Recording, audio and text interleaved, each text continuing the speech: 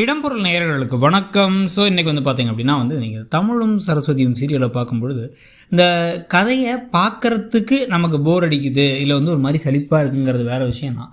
இந்த கதையை எழுதும் போதே போர் அடிக்காதா அப்படின்னு நமக்கு புரியவே இல்லை. எத்தனை தடவை ரோட்டில் மட்டுமே கரெக்டாக அர்ஜுனை சந்திக்க முடியும். அர்ஜுன் எதுவும் இந்த டோல் பூத் எதுவும் நடத்திட்டு இருக்காரா, டோல் பூத்தில் உட்காந்துருப்பாராங்கிறது நமக்கு ஒன்றும் புரியல.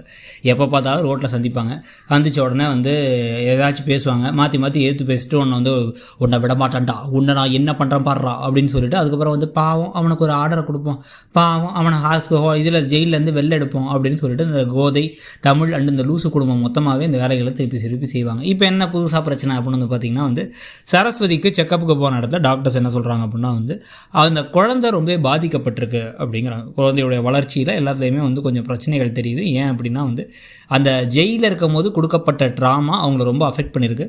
சரஸ்வதி அஃபெக்ட் பண்ணனால அது குழந்தையும் அஃபெக்ட் பண்ணியிருக்கு அப்படிங்கிறாங்க.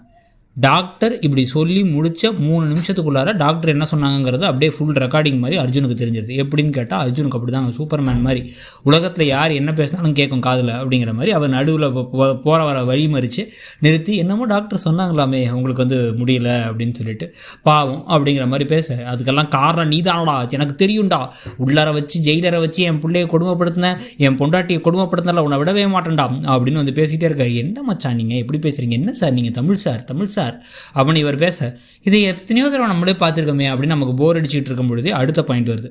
இப்போ என்ன சொல்கிறாரு அர்ஜுன் அப்படின்னா ஆமாம் நான் தான் செஞ்சேன், என்னால் தான் உன் பிள்ளை இப்போ கஷ்டப்படுறான், வயிற்றுக்குள்ளே கஷ்டப்படுது, உன் பொண்டாட்டியும் கஷ்டப்படுறாங்க, என்ன பண்ண முடியும் அப்படிங்கிற மாதிரி பேச, உடனே என் மனைவியை ஜெயிலுக்குள்ளார தள்ளி என் பிள்ளைய கஷ்டப்பட வச்ச உன்னை நான் சும்மா விட மாட்டேன்டா, உன்னையும் நான் இதே மாதிரி ஜெயிலுக்குள்ளே அனுப்புவேன்டா, அனுப்பி நீ உள்ளார போய் கம்பி என்றதை பார்த்து கரெக்டாக என்றடா திருப்பி என்றான்னு சொல்லுவான்டா அப்படிங்கிற மாதிரி தமிழ் எதையோ பேசிக்கிட்டு இருக்காரு.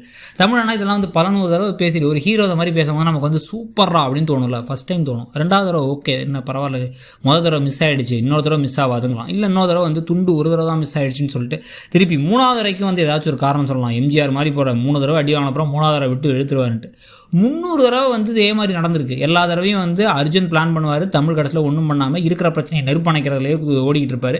கூடவே இருந்து குடிபிறக்கிற மாதிரி கோதை காப்பாற்றி கொண்டு வந்துருவாங்க. ராகினி கெஞ்சுவாங்களாம், வெக்கமே இல்லாமல் ராகினி கெஞ்சும் போதெல்லாம், ஏமா நீ தான் வீட்டை விட்டு எங்களை துரத்தி விட்ட, என்னையும் என் பிள்ளையும் சேர்த்து என் மனைவியும் சபிச்சேன், உனக்கு நியாயமாக பண்ணும், ஆர்டர்லாம் கொடுக்க முடியாது, நீ நடுத்தருக்கு வந்தால் நடுத்தருக்கு வா, வந்த அப்புறம் சொத்தெல்லாம் நாங்கள் எப்படி இது பண்ணுறோமோ பார்த்துக்கிறேன் அப்படின்னு சொல்லணும்.